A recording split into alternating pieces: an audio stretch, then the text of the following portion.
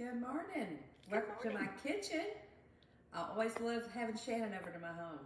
And today we're going to talk about how to make Thanksgiving real easy. Thanksgiving is one of my very favorite holidays. It's all the things about family without gifts, and that is so exciting for me. And I like to make it simple these days.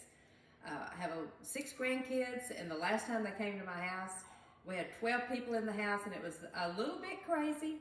So I want to show you how to make it a little bit simpler.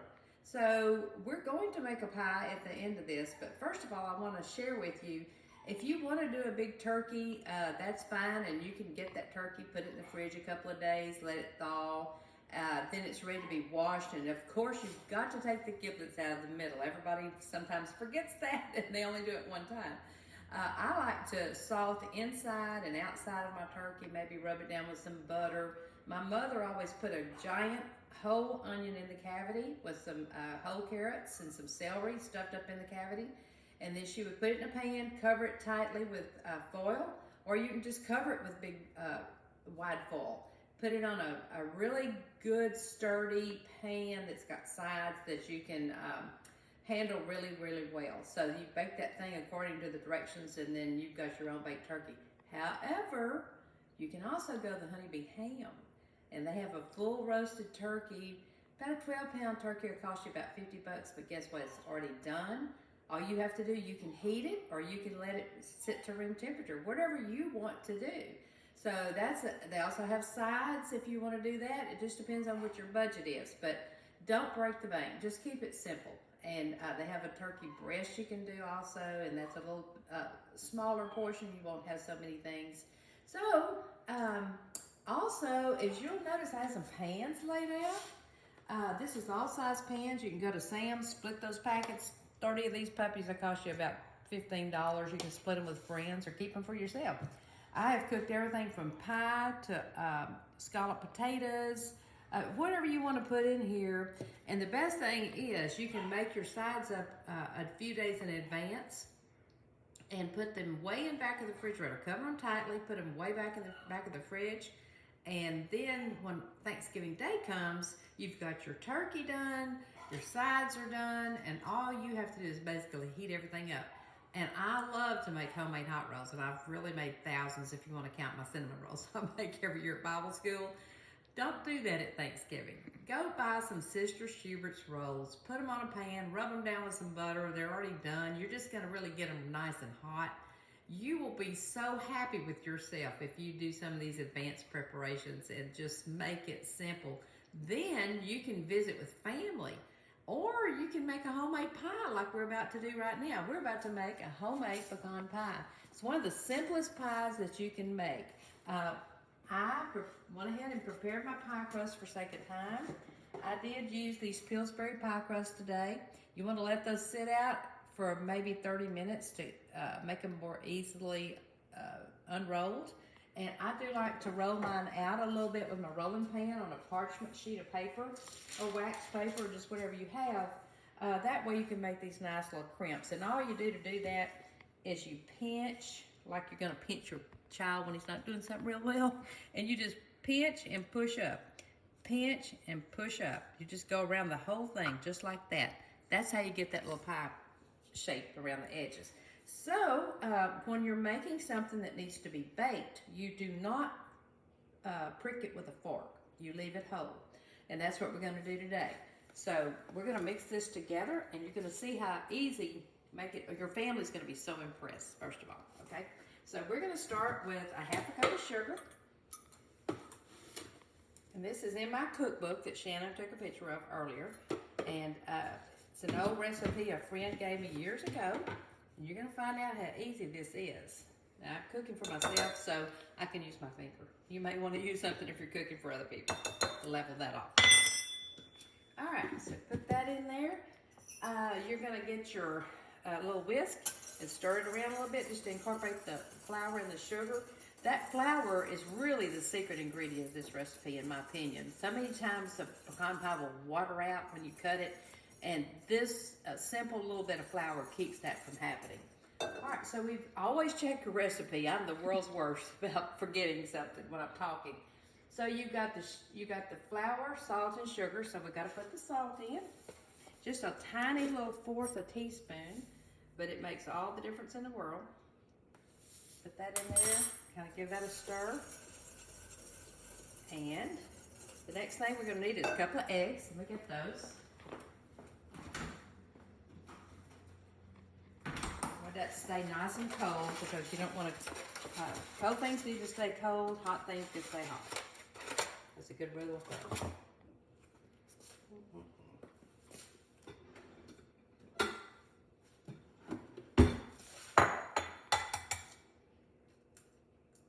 So, I hope you're getting ready for Thanksgiving. It's like I said, my favorite time of year. The leaves are beautiful and there's so many fun things to see and do. And you don't want to beat these real hard. In fact, I normally beat them with a fork, to be honest with you, because you don't want to break them up too much. But you can see they're just barely, kind of like a scramble. So we're going to put that in there. I'm going to put a teaspoon of vanilla. And my goodness, vanilla is a premium today, but you'll find some. I like to use the real vanilla, not imitation, but whatever you got will work. All right, so we got that. And then we're going to put in a cup of Gayle syrup. That is just light corn syrup. It's no big deal. If you want to use the store brand, you can. It's okay.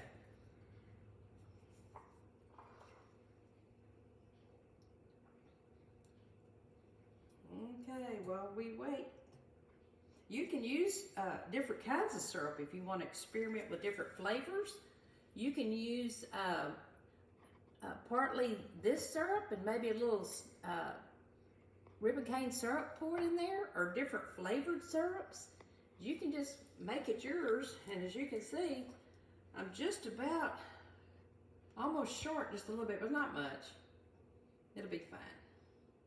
But anyway, I have experimented. The old timers made what we call syrup pie, and they always use a heavy molasses or ribbon cane or those things. So if you have a really old timer in your household, you might want to surprise them and use a little bit of that in a recipe sometime. They will wonder where you got that little tip. So I'm going to put this in and just give it a nice mix. We don't want to beat this. We're just going to get it all incorporated, just like so. And once again, I'm going to check my recipe. All right, so we've got the sugar, the butter, the eggs, the flour, the salt, vanilla, Gayle syrup, and all we need is the pecans. And this is so easy. All right, so you can use chopped pecans or you can use whole pecans. I prefer chopped because when you cut the pie after it's done, it messes up and it's hard to cut it. So I just usually use the chopped, and I just dump them in there. Put it all around the bottom. It's a really hard recipe. And you pour the liquid part in.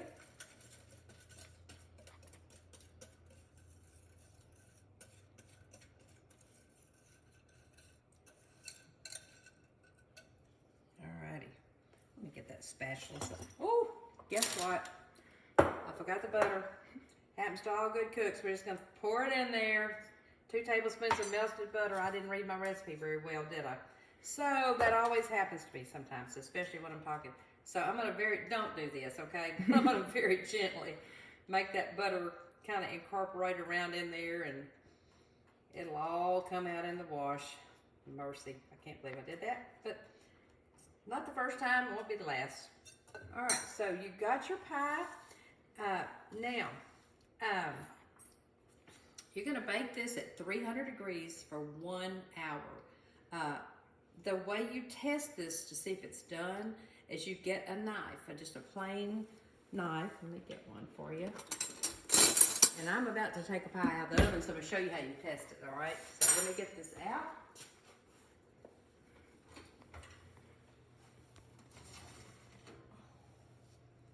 That's going to be your finished product. And the way you're going to test this, you're just going to use a plain butter knife like in your pantry. And you're gonna just find a little spot where there's not some pecans, and you're just gonna let that knife sink down in there. And you see how it came out clean? It's done.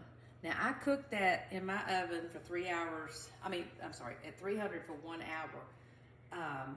The first time I tested it, there was still a little pie on there, so I put it back in there and just kind of check it in a few minute intervals to be sure you don't overbake it. But you see how nice and lightly brown the crust is, and it's not burnt looking. I know you've seen a lot of pecan pies and they look burnt and brown, just terrible. So this is such a simple recipe that it's almost embarrassing. Now the other thing you can do is make some little tarts, and I have one. I'll show Shannon in just a second. I should have already had it out. It's in my freezer, but I'm about to get it out. I think a double recipe of the liquid ingredients here will make 22 tarts, and they come, I think, 8 to a pack. Sometimes they're a little bit hard to find. Usually at H-E-B you can find the little tart shells. Let me get that out so I can show her.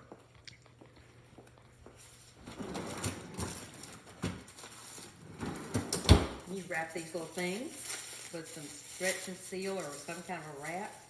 And then when you're hungry one night after dinner, guess what? You get the little bluebell cup out, you heat this in the microwave. Well, you have to take it out of the pan, but it just, watch.